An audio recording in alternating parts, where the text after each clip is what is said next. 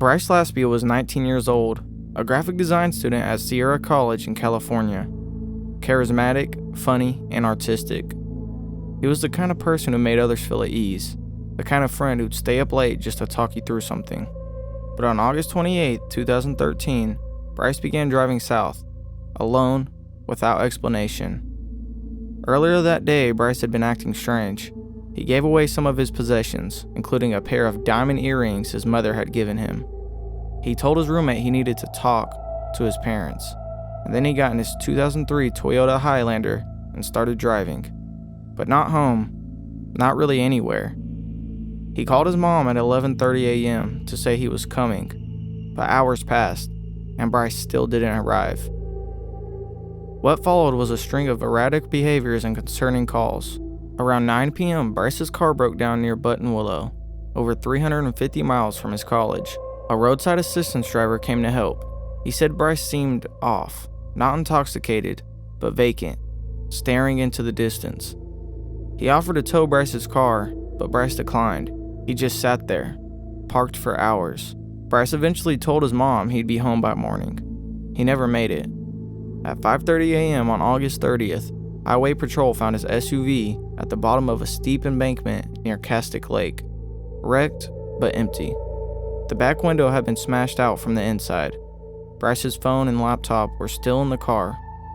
Blood was found on the driver's seat, but no Bryce. Search teams combed the area.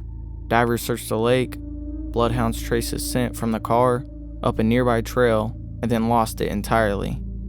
Nothing else was ever found. There was no clear motive, no note, no indication he planned to disappear. His toxicology report, based on earlier interactions, showed no major drug use, though friends had recently seen changes in his behavior. Some suspected he was going through a psychological break. Others think he crashed and walked away, disoriented, possibly injured. There are more bizarre elements too. Phone records suggest he was sitting near that lake for nearly 13 hours before the crash, in his car, alone.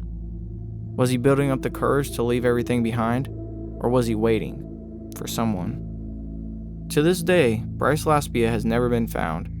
No sightings, no remains, no answers. Just a wrecked SUV and a trail that leads nowhere. His parents still hold out hope. They believe he may have lost his memory, that he's out there somewhere, unaware of who he is. But others believe something else happened that night. Something off camera, off road, something we'll never see.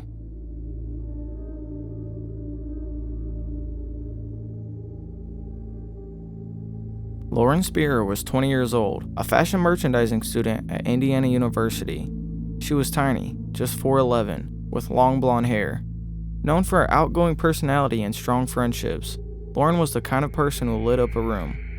But in the early hours of June 3, 2011, Lauren walked out of an apartment complex in Bloomington, Indiana, barefoot, intoxicated, and alone, and she was never seen again. Lauren had spent the evening drinking with friends, bouncing between bars and campus apartments. Around 4:30 a.m., after being walked partway home by a friend, she insisted she was fine and continued alone. It was only a few blocks to her apartment, but she never made it. Security cameras caught a glimpse of her throughout the night.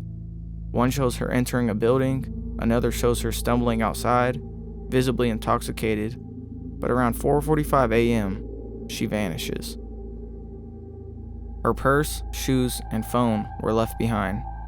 No signs of a struggle, no broken glass, no screams, just nothing. Within hours, Lauren's parents had driven in from New York to search.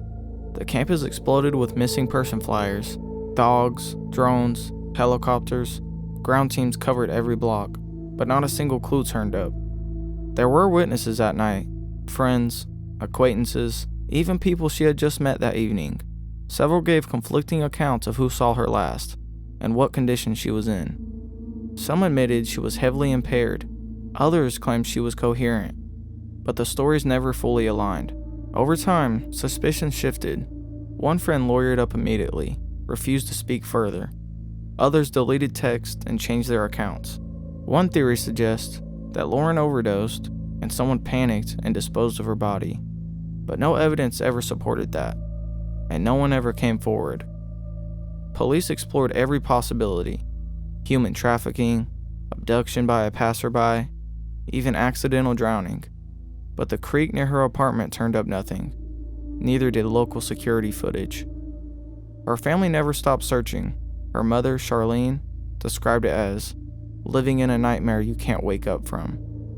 Every year they returned to Bloomington, hoping for a break. There is no physical evidence, no eyewitnesses, no body, just a bright, beloved young woman who vanished between one streetlight and the next. Was it a crime, a mistake, or a secret someone's still keeping? Lauren's case is still considered active, but unless someone speaks, unless something breaks, it may remain one of the most tragic and chillingly silent college disappearances in America.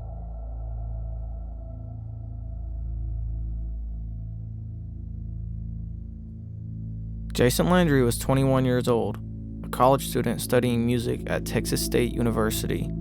A quiet soul, artistic, deeply spiritual, the kind of person more at home with deep conversations and vinyl records than parties or crowds. On December 13, 2020, Jason packed up his car, left campus, and began driving home to Missouri City, Texas for winter break. He left at 10:55 p.m. The route was familiar, 2.5 hours of straight Texas highway, but somewhere outside of Luling, less than an hour in, something happened. Around 12:30 a.m., Jason's Nissan Altima was found crashed and abandoned on a gravel road called Salt Flat Road, a rural, unlit stretch surrounded by fields and barbed wire.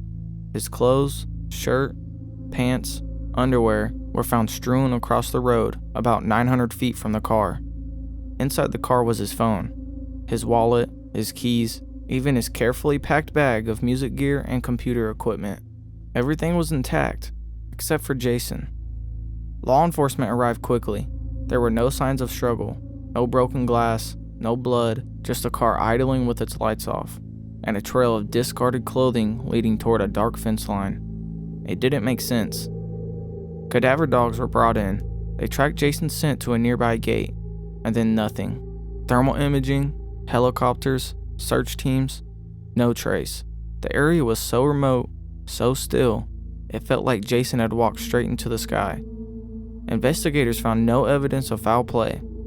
They suspected a possible mental health episode, disorientation, or drug reaction. His parents insisted this was unlike him. And then came the deeper details. Jason had never made it far.